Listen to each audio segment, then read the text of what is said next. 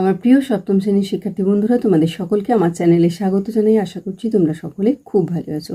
আজকে আমি তোমাদের 2025 সালে রায় মার্টিনের যে প্রশ্নবিচিত্রা প্রকাশিত হয়েছে তার 271 পাতা যে 6 নম্বর স্কুল রয়েছে, সেখানে তোমাদের সপ্তম শ্রেণীর বন্ধুদের দ্বিতীয় পর্যায়ক্রমে মূল্যায়নের ইতিহাসের প্রশ্ন দেওয়া রয়েছে। আমি তার উত্তরগুলো দেখিয়ে দেবো। ইতিমধ্যে যারা চ্যানেলটিকে সাবস্ক্রাইব করে নিয়েছো তাদের সকলকে অসংখ্য ধন্যবাদ জানাই। আর যারা নতুন দেখছো তারাও চ্যানেলটিকে সাবস্ক্রাইব করে নিয়ে সাথে থেকো। চলো তাহলে শুরু করছি। একের দাগে সঠিক উত্তরটি বেছে লেখো। মোহাম্মদ ঘুরি মারা গেলে তার বিজিত অঞ্চলগুলি ভাগ হয়ে যায় 4 জন অনুচরের মধ্যে। পাইবাস ও সিজদা প্রথা চালু করেন গিয়াসউদ্দিন বলবন। মোহাম্মদ বিন তুগলক দ্বিতীয় রাজধানী তৈরি করেন দৌলতাবাদে। গ্র্যান্ড ট্রাঙ্ক রোড নির্মাণ করেন শের শাহ। আকবর দহশালা ব্যবস্থা চালু করেন 1580 খ্রিস্টাব্দে। দিল্লি শহরের প্রধান জলপথ ছিল যমুনা নদী।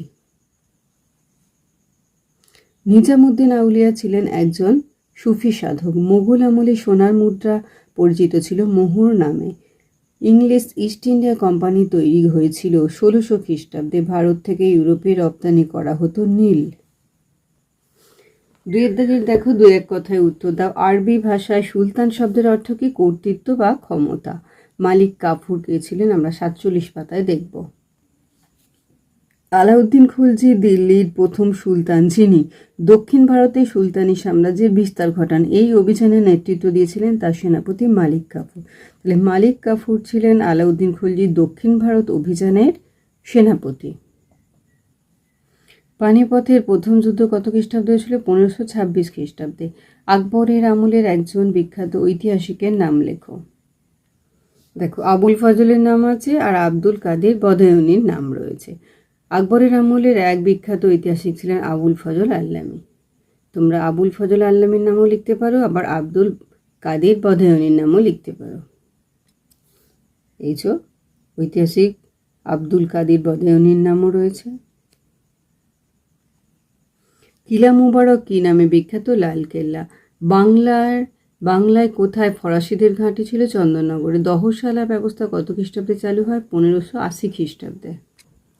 তিনের দাগে সত্য না মিথ্যা নির্ণয় করো। সিরি শহরটি নির্মাণ করেন মোহাম্মদ বিন তুগলক। মিথ্যা। জমি জরিপের ওপর ভিত্তি করে রাজস্ব নির্ধারণ করার পদ্ধতিকে বলা হয় জাপ্তি। সত্য। 1505 খ্রিস্টাব্দে সুলতান সিকান্দার লোদির সময়ে আগ্রা শহরের বিকাশ শুরু হয়। সত্য।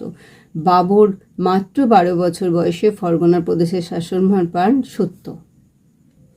চারের দাগের কস্তম্ভের সঙ্গে খস্তম্ভ মেলাও। খলিফা হিসাবে দূরবাস বলবন। তুর্কানি চেহলগানি। খলজি বিপ্লব ইলবাড়ি তুর্কি অভিজাতদের ক্ষমতার অবসান। রাজা গণেশ। বাংলা। পাঁচের দাগের দেখো, নিচের বিবৃতিগুলির সঙ্গে নিচের কোন ব্যাখ্যাটি সবচেয়ে মানানসই খুঁজে লেখো। বিবৃতি: মোহাম্মদ বিন তুগলক যে তামার মুদ্রা চালু করেছিলেন তা অনেকে জাল করে। এটা ব্যাখ্যা। তিনি ওই মুদ্রা যাতে জাল না করা যায় তার ব্যবস্থা করা হয়নি। পরের বিবৃতি: হুমায়ুনকে একসময় ভারত ছেড়ে চলে যেতে হয়েছিল। এটা ব্যাখ্যা। দুইয়েরটা, তিনি শের খানের কাছে যুদ্ধে পরাজিত হয়েছিলেন। বিবৃতি তিনের: ইউরোপ থেকে জলপথে ভারতে আসার জন্য পর্তুগিজরা বেশি উৎসাহ দেখিয়েছিল। এটা ব্যাখ্যা। একেরটা, পর্তুগিজরা ভারতের মশলার বাণিজ্যকে দখল করতে চেয়েছিল। বিবৃতি 4 নম্বরের: মহেশ দাসের নাম হয়েছিল বীরবল। এটা হবে ব্যাখ্যা। দুইয়েরটা, তিনি খুব বুদ্ধিমান ছিলেন। 6 নম্বরে সংক্ষিপ্ত উত্তর লেখো। কোথায় কেন শাহজাহানাবাদ শহরটি গড়ে উঠেছিল? ছায়া প্রকাশনী থেকে দেখব।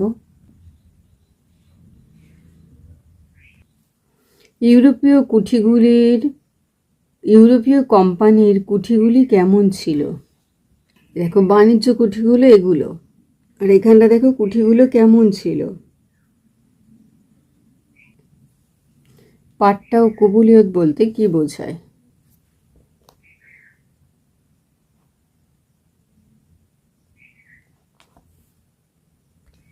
ইক্তা ও ইক্তাদার বলতে কি বোঝায়?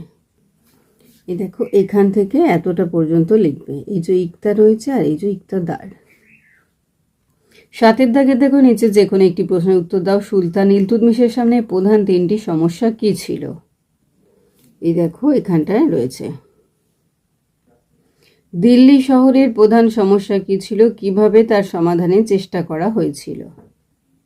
দেখো, দিল্লি শহরের প্রধান সমস্যা হচ্ছে জলের সমস্যা। এখানটা লিখবে। আর সমাধানের চেষ্টা এটা লিখবে।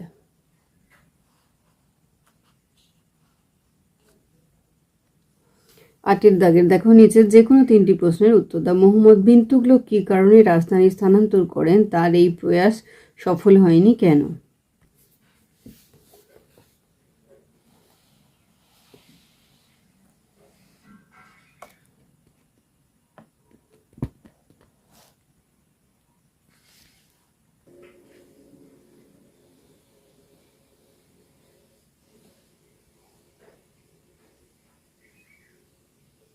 অথবা দিয়ে দেখো, মোহাম্মদ বিন তুগলকের পরিকল্পনাগুলি আলোচনা করো।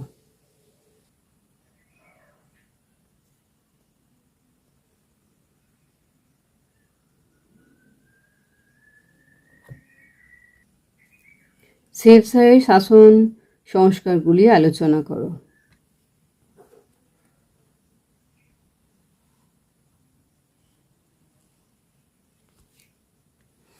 মোগলদের সঙ্গে রাজপুতদের সম্পর্ক কিরূপ ছিল আলোচনা করো।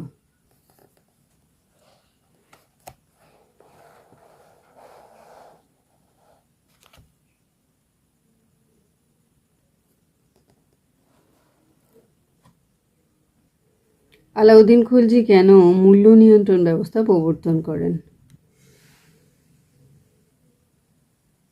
এটাও একটু দেখে নাও তোমরা, এটা একটু বড় করে দেওয়া আছে, এটাও লিখবে।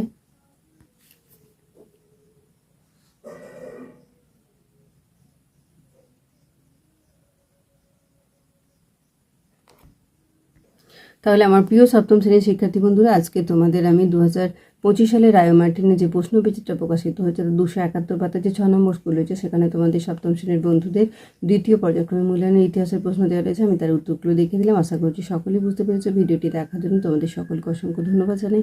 ভালো লাগলে লাইক করে, কমেন্ট করে, বন্ধুদের মধ্যে শেয়ার করে, আর আগামী দিনে নতুন নতুন ক্লাসগুলো পাওয়ার জন্য অবশ্যই চ্যানেলটিকে সাবস্ক্রাইব করে সাথে থেকো। তোমরা সকলে খুব ভালো থেকো।